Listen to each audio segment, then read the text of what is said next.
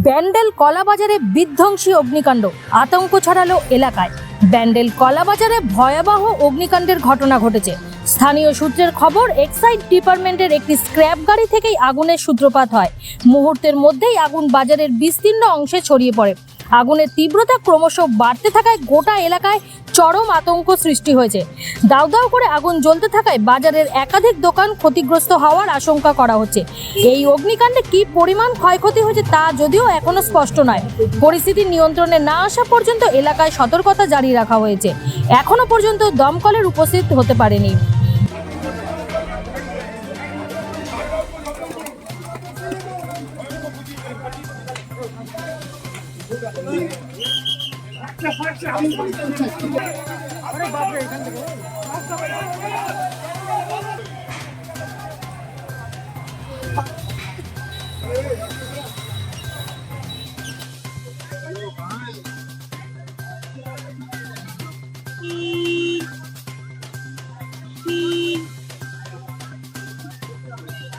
আগুন চালালো পঞ্চায়েতে আমি বসেছিলাম, জানলা দিয়ে হঠাৎ কালো ধোঁয়া দেখতে পাই। আমি বলছি কিসের ধোঁয়া উঠছে, আমি নেমে গেল। আমি অনেক চাপ দিয়ে বললাম, ছুটে ছুটে এলাম। ব্যান্ডেল ভাই অনেক সবজি ব্যবসায়ী আছে, ওনাদেরকে বললাম কি হয়েছে, কেউ জানে না। হঠাৎ করে ঢুকে দেখলাম, আমি ভাবলাম টাওয়ারে আগুন ধরেছে। গিয়ে দেখলাম এক্সাইজ ডিপার্টমেন্টের ভেতরে অনেক পুরোনো গাড়ি ফিট করা আছে।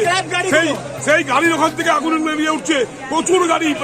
একশোর উপরে গাড়ি রয়েছে, 100-র উপরে গাছে লেগে গেছে, গাছে আগুন লেগেছে, ছাই হয়ে গেছে। এবং যে ধরনের ঘটনা ঘটছে, এখানে প্রচুর দোকানদার আছে।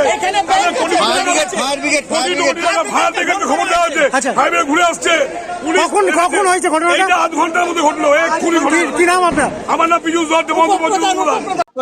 ফাটতে যাচ্ছে আর কি, অনেকক্ষণ হয়ে গেছে, এখন অব্দি ফায়ার ব্রিগেডের কোনো খবর নেই, কোনো খবর নেই।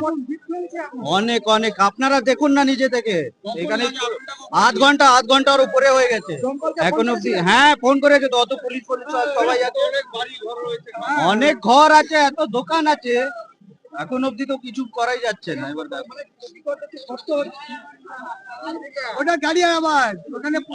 অনেক অনেক 100 মতন গাড়ি হবে পিছনে। আমার নাম আবলিশ।